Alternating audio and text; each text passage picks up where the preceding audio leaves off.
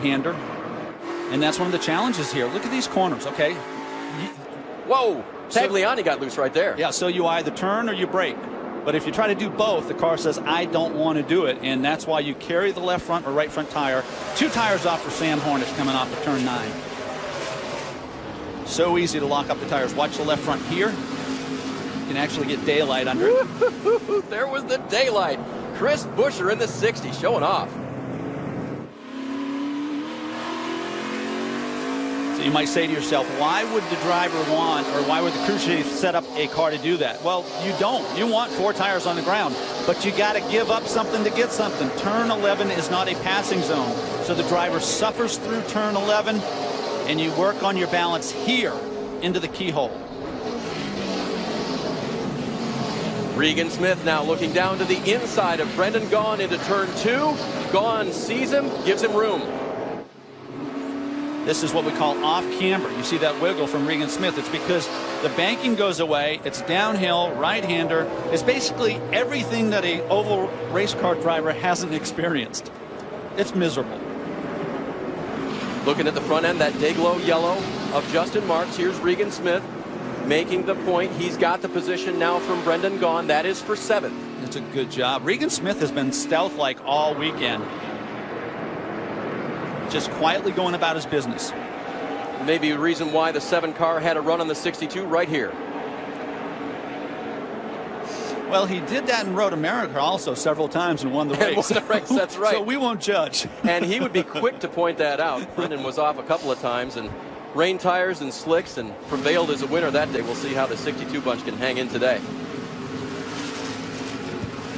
You see Chase Elliott now with a view of that 62. Then comes Sadler, then teammate Kenny Hubble in the 20.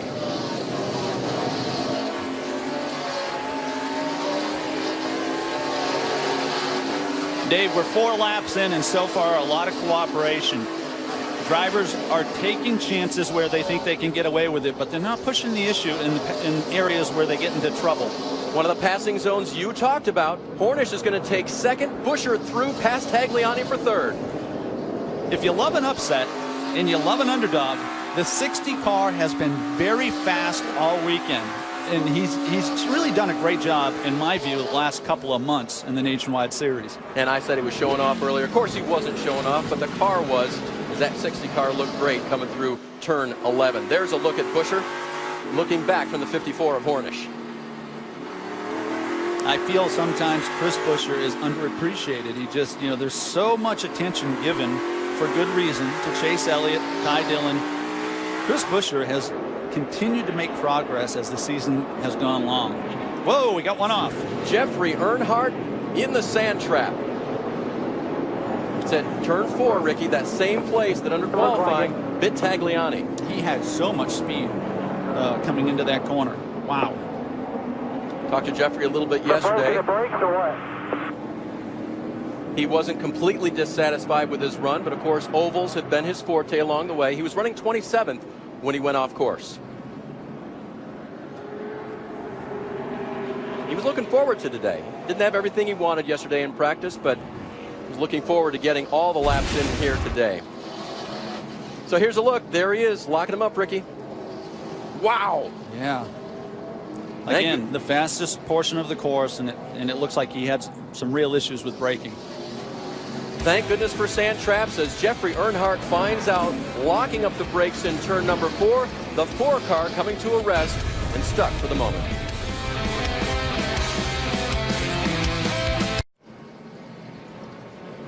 I want to take a minute to remind you that tonight the Lucas Oil NHRA Nationals qualifying will take place on ESPN2 at 11 p.m. And then tomorrow at 9 p.m. on ESPN2, the finals from Brainerd, Minnesota. Sunday at noon on ESPN, it's the NASCAR Sprint Cup Series Pure Michigan 400 from Michigan International Speedway. And then next week for us, the Nationwide Series at Bristol. Friday night, prime time, 7 p.m. on ESPN. What a contrast, Ricky, going from here and then to high-banked, short Bristol. Yeah, I can assure you that no one in this field is thinking about Bristol right now. Least of all, Jeffrey Earnhardt right now, who's been extricated from the area they call China Beach. Vince Welch. Brian Scott is your leader, but the one thing that Scott has said back to his crew is that the track is so slick, no grip at all, and feels a lot different than it did in practice. And the crew reminded him that there was the Trans Am race just before our Nationwide Series race today. Different type of rubber, all up and down pit road. Teams complaining about the cars being too free, too slick, not enough grip. So certainly something to keep in mind as we are here in the early stages of this race. Let's go down pit road to check in with Jim Noble now.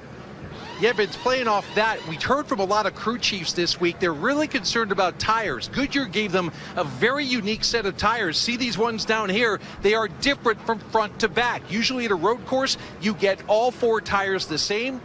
This week, different front tire compound, different rear tire compound. Driver said yesterday the tire felt pretty good, a little grippier than last year's, but they're still in the experimental phase right now.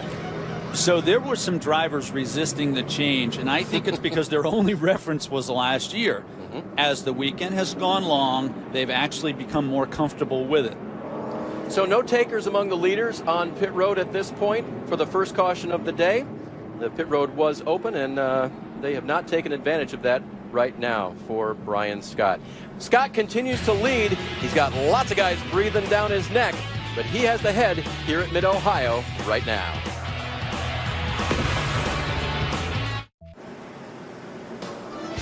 Back at Mid-Ohio for today's Nationwide Children's Hospital 200. What a great crowd here this afternoon. There's Luke. Al, every driver believes in good luck, and I'm telling you, Luke is good luck today for Chris Buescher. Well, hopefully he will be for USA Basketball. The USA Basketball Showcase presented by Nike continues tonight on ESPN. Team USA trying to get a win against Brazil. Tonight, 9 Eastern on ESPN. It's also available live on Watch ESPN. And Luke's probably a stock car racing fan today. He's a cool customer. All right, a lap to go before we go green, Ricky. Let's talk a little bit about braking, because there are a lot of experts around here trying to help these teams do the right thing in terms of rotors and pads and getting it just right. That's here right. at Mid-Ohio. And it gets lost. And, you know, when you come to a road course, you think hit your marks, your turn-in points. You think about saving the tires. But the brakes are a key component. The brakes actually put more strain on the tires than the accelerator as it relates to the rear tires. And when you think in terms of torque, I saw Danny Lawrence earlier in the week. He said the engines are putting out about 570 pounds of rear torque. The brakes are dramatically more. It's 4,500 pounds of torque. In other words, when they go into the corner, like a turn 4, 4,500 pounds of torque applied to the tires. That gives you an example of how difficult it is to preserve over a long green flag run. So every time Kenny Hobble, example here, hits that brake pedal at speed, it's a lot of work for this car to slow it down. Yeah, typical braking on like an oval would be 0.2 Gs. On these tracks, road courses, it's like 1.2, 1.3. But they say that Alex Tagliani is more like 1.6. He charges the corner and uses up all there is. And, you know, there's a limit on every mechanical aspect of these race cars, and the brakes is the one that gets everybody's attention. Here's Elliott Sadler. Is that car silent? Could he be saving fuel even now, Ricky Craven? Yeah, we haven't talked fuel because of how technical this racetrack is, but that's exactly what he's doing. He's got the clutch in. He's probably going downhill at this point, or gotten enough of a run that he can shut it off. Almost every driver, it's almost exclusive now, races with 2 feet, left foot on the brake. There's no heel toe, which if Ron Fellows were here, he's an old school road racer. It's hard to teach middle-aged dogs new tricks. and by the way, I wish Ron were here, but he's taught many drivers, as we saw earlier in the day, and a heel toe technique is very, very difficult, but it's a work of art. With these new transmissions, it's much easier. Connected with Ron this morning. He's trained at least a half a dozen drivers in this field today. Said, don't count me out for next year. Couldn't put anything together for his nationwide program here this year, but he said, don't count me out for 2015. I am not done. And everything he's doing, he still wants to go racing. And if he comes back next year, he'll contend. Yeah, that's right, he will. So Brian Scott contending at the front of the field. Sam Hornish to his side at this point. Double file restarts happening again. Ricky, talk again why they're so unique at this, one of a kind here at Mid-Ohio. because you're making a right-hander, left-hander through the turn and trying to accelerate up into the restart. It's not so bad in the first 5 rows. But once you get back to the 6th row on back, you can get bottled up. You can miss a shift. There's just a lot to do. Green is back out at Mid-Ohio.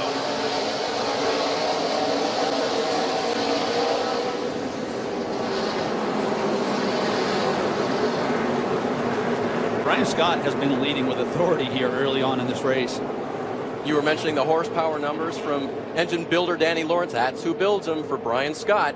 He launched out of turn 1. Yeah, that torque is what gets these cars going again. Once you slow them down, helps get the cars moving terminal speed. Great aerial shots showing the dicing and the slicing at the front of the pack all the way through the middle to the end of the field. 2.25 miles around here, but seems pretty tight when you're running it side by side. Tagliani with a peek inside Hornish. Ty Dillon to the inside. Around Chris Buescher. Really tight up over the hill. Not a place you recommend trying to make a pass. But if you're going to do it, you better do it quick. Get back in line as you head up through the S's. So Scott legging it out just a bit. Hornish under pressure from Tagliani. And now Dillon in 4th. So Tagliani rides in 3rd. Rick DeBrule's covering him today. I was talking with Alex about this track and running this car. Remember, he's used to open wheel cars. He started his racing here in the Atlantic Series, teeny tiny cars. He said the first thing he has to do is forget how heavy these cars are. Once you put that out of your mind, he says the brakes work so well, it works much better than you would imagine, but you have to forget the weight. You just cannot be aggressive with these cars. They're not wide enough. You know, they have a high center of gravity. So you really need to discipline yourself and slow everything down inside the cockpit. Alex spending most of his time this year in the Tudor United Sports Car Championship. A little bit of nudge. He does get into Hornish. He's going to shoehorn his way in. Well, he was committed. He made contact. The only thing you say there is you say, you know, it's early in the race. Don't be making enemies too early. Hornish battling back to the outside. Will he have any challenge for him coming down here? And he's going to let him know he's still there, but Tagliani is through to 2nd. Sam just said we're even. Just a little nudge right there. I don't know if he's done nudging or not. Going through the technical 2nd part of the course here. It's a component of road racing. There's going to be contact. And early on, though, you want to be careful because drivers just store it on their hard drive. I remember how I was raced by this driver early in the event. Chris Buescher trying to find a way back around Ty Dillon. And Ricky, we talk sometimes how drivers battling behind you give you such an advantage. And look what Brian Scott has been able to open up while they battle. Yes, because on a road course, drivers have markers all around the 13 turns, where they turn in, where they brake. When you're following a car nose to tail, you lose that reference, Dave. Instead of playing off of the racetrack, now your reference becomes the car in front of you. And that's difficult. That's a big change. Working lap 11, Brian Scott has led 10 on the day. All 10, actually. And Brian previously in his career had only led 10 laps total in all his road course experience in Nationwide. Drivers have been pretty well behaved, but I'm thinking it's the climate is changing. Tighten the belts a little. Chase Elliott looking inside of Brendan Gaughan. Brendan recovering from an off earlier, got 2 wheels off. I think it all 4 off. I mean, it was pretty big. A lot of dust for the 62. And Justin Marks in the 31 starting to look at Ty Dillon. Now, Chris Buescher's gotten back around Dillon, so Buescher's taken that 4th position. Nice seesaw battles here at Mid-Ohio. There may be something actually up with the 3, Vince. Maybe a little bit of an issue, certainly something to keep an eye on, because Ty Dillon radioed into his crew chief and said it is really hard to turn the car, almost as if maybe the power steering may be going out. So we'll keep an eye on that, continue to update if it continues to develop into a more severe situation, but certainly something that's on Ty Dillon's mind here in the early going.